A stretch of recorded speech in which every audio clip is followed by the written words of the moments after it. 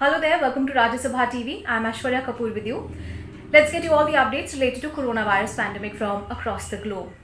The cases of coronavirus around the world are increasing every day, and now more than 4.2 million people across the world have tested positive for coronavirus, and more than 287,000 people have died due to COVID-19. The US accounts for the maximum number of cases, and yesterday more than 17,500 cases were reported in one single day. And that means that US now has more than 1.3 million cases of coronavirus. The country also has close to 82,000 deaths due to COVID-19.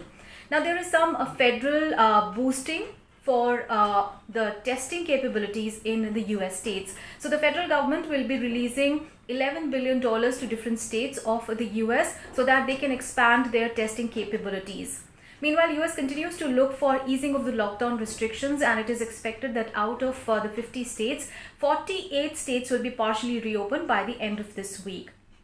Meanwhile, concerns continue to remain on the two White House staff members who have tested positive for coronavirus, and now the other White House staff members, especially in one particular wing, have been ordered to wear face masks. And now let's get you news from Europe. As you know, several European nations have started to ease their lockdown restrictions, but German government is really concerned because after the easing of the lockdown restrictions, there has been an increase in the number of cases that the authorities are reporting. So yesterday, close to 1,000 new cases of coronavirus were reported in one single day. Yesterday, this number was 357, but suddenly there is a jump in the number of new cases. And yesterday 1,000 cases were reported almost, and that has left the government a little worried because as soon as the restrictions were eased, these cases have jumped. And apart from Germany, another country that is now going to reopen is going to be UK. So as you know, Boris Johnson has laid out a detailed plan on the reopening of the country, and the first step of which will start from Wednesday. And another country that has already eased its lockdown restrictions is France. So on Monday, it began reopening, and which means several shops were opened and even school students returned to the schools, but with the classes having a maximum capacity of 15 students. And France has said that face mask is going to be compulsory on the Paris metro system. And also commuters need to have a certificate from their employers and which details why they are commuting at the rush hour. So while restrictions have been eased, but face masks and social distancing has become the new normal. And the WHO has said that the nations that have eased their lockdown restrictions have actually seen a spike in the number of coronavirus cases over the weekend. In fact, similar thing is being seen in South Korea, where more than 101 people related to a nightclub cluster have tested positive. So a really cluster has emerged in South Korea, which is related to capital Seoul's district that has all the nightclubs and bars. And people have started testing positive in this cluster. Almost 7,000 people have already been tested, and out of which 101 people have come out to be positive. So as you know, South Korea has been one of the nations that has been heralded as the country that got its coronavirus response right. But it is fearing a second wave of infection. And another country that is fearing a second wave of coronavirus infection, of course, has been China. And as I told you earlier, that China's Wuhan, that was the area where the virus first began or originated, yesterday saw 5 new cases of coronavirus. As a result, Wuhan is now going to test all its 11 million residents for coronavirus over the next 10 days. So many nations that actually ease their lockdown restrictions are now fearing a second wave of infection.